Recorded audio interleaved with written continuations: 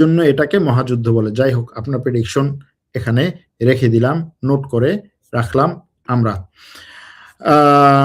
এরপরে YPG SDF পিকেকে বর্তমানে কি পরিমাণে রয়েছে বলে আপনি মনে করেন? ওয়াইপিজি এসডিএফ পিকেকে সরাসরি নাই, তবে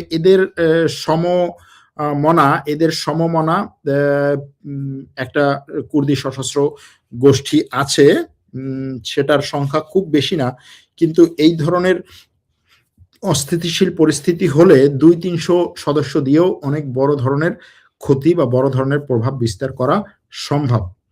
what is your prediction about Iran in future? ভাই, প্রেডিকশন করা তো কঠিন, একটা প্রেডিকশন করব হবে না, তখন হচ্ছে মানুষ গালাগালি করবে, এই জন্য প্রেডিকশন নাই। তবে ইরান খুব দ্রুত শান্ত হওয়ার সম্ভাবনা নেই। আমেরিকা এবং ইসরায়েল ইরানের উপরে আক্রমণ করার সম্ভাবনা খুবই বেশি, এবং তারা ইরানের উপরে প্ল্যান এ যদি সফল না হয় তখন প্ল্যান বি যদি সফল না হয় তখন প্ল্যান সি, এগুলো নিয়ে আগাবে এবং এটা কন্টিনিউ করতে থাকবে। চীন কি ইরানে সামরিক অস্ত্র দিয়ে সাহায্য করবে? সরাসরি করবে বলে মনে হয় না, কারণ কতটুকু দিয়েছে আপনারা জানেন, খুব বেশি দেয়নি। ইউরোপ আর আমেরিকার যুদ্ধ হওয়ার সম্ভাবনা দেখেন গ্রিনল্যান্ড নিয়ে? না, দেখি না, আপাতত দেখি না। ভাই, পৃথিবীতে কোনো রাষ্ট্রই কোনো রাষ্ট্রের বন্ধু না। হ্যাঁ, রাষ্ট্রের বন্ধু না বলা সরাসরি ঠিক না, তবে এই বন্ধুত্বটা হয় হচ্ছে দেয়া নেয়ার উপরে এবং কিছু নীতি নৈতিকতার উপরে। সেরকম ভাবে বিভিন্ন দেশ বিভিন্ন জনের বন্ধু। আয়াতুল্লাহ খোমেনি নেতৃত্বাধীন সরকারকে এবার টিকবে? এবার আপাতত টিকছে মনে হচ্ছে, কিন্তু কতদিন টিকে থাকবে, ইসরায়েল এবং আমেরিকা নতুন কোন প্ল্যান নিয়ে নামবে সেটার উপরে নির্ভর করবে। খামেনি কি দেশ ত্যাগ করেছে? কোথায় যাবে? দেশ ত্যাগ করার তো কোনো খবর আমি পাইনি, কারণ আপনি পেয়েছেন কিনা আমি জানি না। তুরস্ক, ইরান, পাকিস্তান নতুন কোনো জোট হবে কি? না, নতুন কোনো জোট এই 3 দেশের হওয়ার সম্ভাবনা নেই।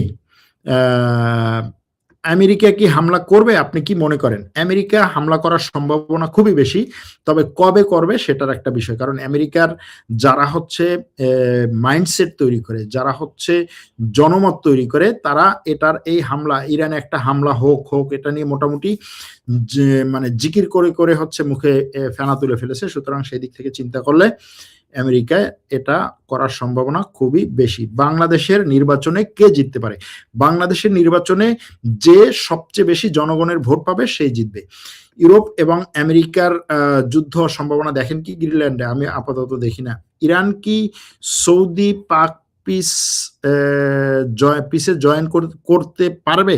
না, ইরানের এখানে জয়েন করার সম্ভাবনা খুবই কম দেখি। এরপরে হচ্ছে খামেনি সরকার এই আন্দোলনের মুখে টিকে থাকতে পারবে কিনা দয়া করে জানাবেন। আন্দোলনের মুখে টিকে থাকতে পারবে, কিন্তু আন্দোলনের পরে এটার সাথে যদি আমেরিকা এবং ইসরায়েলের সরাসরি আক্রমণ হয় তখন বিষয়টা দেখা যাবে।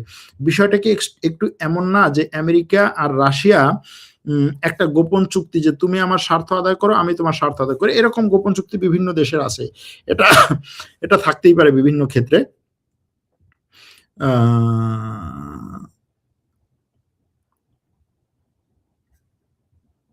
পাকিস্তানের ছোট ভাই বাংলাদেশ থেকে দেখছি, বাংলাস্থান থেকে দেখছি। ভালো, দেখেন আপনি বিভিন্ন স্থান থেকে দেখতে পারেন, কত স্থান আছে, হ্যাঁ, আরো অনেক ধরনের স্থান আছে, সেগুলো থেকেও দেখতে পারেন, অসুবিধা নেই। ইরানে কি সরকার পতন হতে পারে? আপাতত মনে হয় না, তবে নির্ভর করবে হচ্ছে তাদের পরবর্তী প্ল্যানগুলোর উপরে।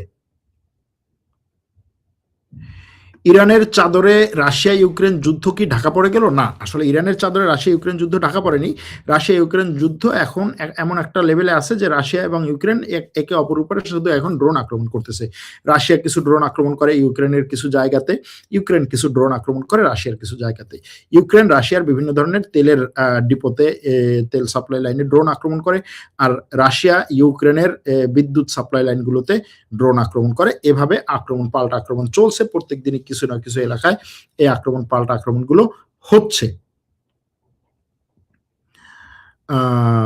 যাই হোক, আর কোনো প্রশ্ন দেখি না, প্রায় সবগুলোই একই ধরনের প্রশ্ন, একই ব্যক্তিরা বারবার প্রশ্ন করছেন। অনেক দর্শক শুধু দেখেন কিন্তু প্রশ্ন করেন না, এইরকম দর্শক সংখ্যায় বেশি।